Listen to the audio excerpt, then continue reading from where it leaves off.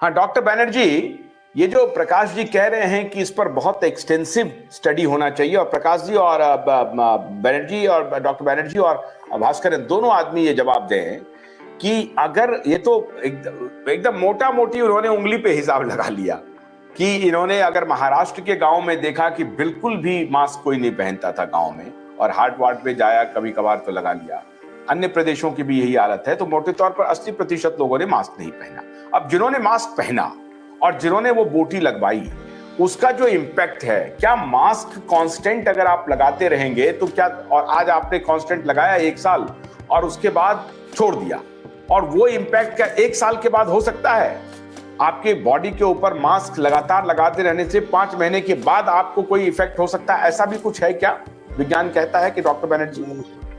मेरे विचार से तो मास्क का जो साइड इफेक्ट होगा, गंदा हो जाता मास्क और दूसरे इन्फेक्शन हो सकते हैं। ऐसे कुछ पेपर है कि स्किन डिजीज हो सकते हैं, या मैं जैसे कहा कि साइनस।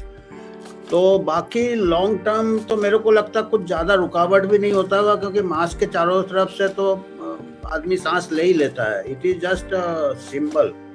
पर अभी जैसे आप N95 मास्क पहनेंगे, या कुछ लोग जैसे N99 पहन रहे हैं, वो तो आप 2 घंटे से ज्यादा पहन ही नहीं सकते। जो डॉक्टर लोग काम करते हैं क्लोज अंदर, कुछ हाईली इन्फेक्टिव मटेरियल से करते हैं प्रोसीजर, छोटे प्रोसीजर के लिए N95 या N99 रिकमेंड किया जाता था। आम आदमी के लिए तो ये रिकमेंड नहीं कर सकता, क्योंकि वो पहन ही नहीं सकता, खुद ही उसको घुटन होगा। तो अभी आप इसका तो स्टडी कर सकते हैं कि इससे नुकसान क्या हो सकता है लॉन्ग टर्म में। पर मेरे को लगता है ये स्टडी कोई जर्नल भी आजकल इन्फ्लुएंस है, जर्नल भी बिके हुए हैं आजकल। मेडिकल साइंस का जर्नल को भी आप ट्रस्ट नहीं कर सकते हैं। तो जब तक आप ये तो प्रकाश जी जो कह रहे थे, जिनका जिक्र कर रहे थे, वो जो बार बार बोल रहे थे कि N99 पहन रहे थे, वो ये बतलाने की कोशिश कर रहे थे, देखो मास्क की वैरायटी के बारे में हमको बहुत जानकारी है।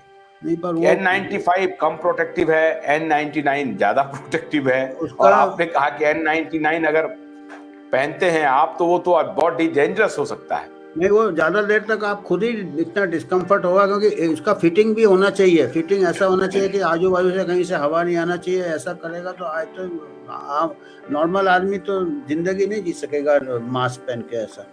और ये तो बिल्कुल मतलब इम्प्रैक्टिकल है ना। आप देखिए, बात करेंगे, खाना खाएंगे, इट्स नॉट।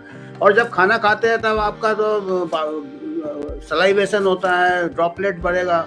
और यहाँ तक मैंने इतनी भी मूर्खता मैंने पढ़ा था, कुछ यूरोपियन कंट्री में क्या था कि आप रेस्टोरेंट में जाएंगे, मास्क पहन के जाएंगे, और खाते टाइम भी मास्क पहने रहेंगे, मास्क नीचे करके खाना अंदर डालेंगे, फिर मास्क को ऊपर करेंगे। ऐसा भी मैंने पढ़ा था। मैं मजाक नहीं कर रहा हूँ। ह्यूमन स्टुपिडिटी का कोई लिमिट नहीं है आशुतोष जी। ह्यूमन स्टुपिडिटी मैं ये आपको ये हर सिप में डाला, फिर ऊपर किया, डाला फिर ऊपर किया, ऐसे इतने बार हकीकत है आशुतोष, ये हकीकत है, मैंने खुद देखे है, ऐसा हकीकत है। इन्होंने देखा है, मैंने पढ़ा है कि ऐसा कानून बनाया था कुछ देशों ने। कुछ लोग तो मतलब ऐसे पागलपन की हद कर दिए है। तो मैंने को कहता है, मेरे को अभी देखिए, मैंने एक लेख में भी लिखा है कि हिटलर के टाइम, हिटलर का एक जनरल था जो हिटलर के अगेंस्ट बोलता था हमेशा। तो उसने कहा कि 90% लोग मूर्ख होते हैं। और मैं भी यही कहता हूँ, 5% लोग थोड़ा क्रिटिकल थिंकिंग रखते हैं, या 10% रखते हैं। 5% लोग क्रिटिकल थिंकिंग का सही इस्तेमाल करते हैं, 5% लोग गलत इस्तेमाल करते हैं। और जो गलत इस्तेमाल करने वाले ऊपर चले जाते हैं, अपने इन्फ्लुएंसर पोजीशन में चले जाते हैं। आप क्या चाहते हैं कि प्रकाश पोरे, प्रोफेसर भास्कर रमन और डॉक्टर अमिताभ बनर्जी को गैलीलियो की श्रेणी में रख दें? पता है आप लोगों को भी नजरबंद किया जाएगा। गैलीलियो ने वो बात कही जो उस वक्त पॉपुलर नहीं था, और कहा कि भाई पृथ्वी जो है सो वो सूर्य का चक्कर लगाती। बोला बेवकूफ हो सकता है अभी आपका जैसा चैनल है, उस टाइम इतना चैनल नहीं था। अभी लोगों को जल्दी पता चलेगा, क्योंकि अभी सही इन्फॉर्मेशन है। तो वो 90% बीच वाले रस्सी होते हैं, और टग ऑफ वॉर चलता, जैसे रस्सा खेच वाला चल रहा है। तो अभी जब टग ऑफ वॉर कौन जीतेगा? तो उसका मतलब आप कह रहे हैं कि 5% में से 2% इधर, 2% इधर, और ये जो 90% है, 95% है, उसको अगर कोई 2-2.5% वाला ले गया तो उसका आंकड़ा ऊपर निकल गया। आप ये कह रहे हैं? तो ये ऐसा ही है।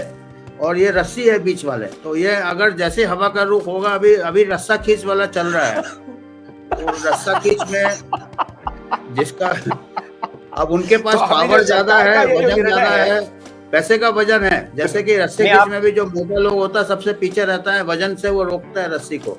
तो यहाँ पैसे का वजन है, इन्फ्लुएंस का वजन है, कॉन्फ्लिक्ट ऑफ इंटरेस्ट है, और हम लोग ऐसे खींचे जा रहे हैं खाली नंगे पैर। हम लोग जो दूसरे तरफ क्रिटिकल थिंकिंग वाले हैं, हमारे भास्कर पास रामायण। जूते भी नहीं है, जूते भी नहीं है हमारे पास।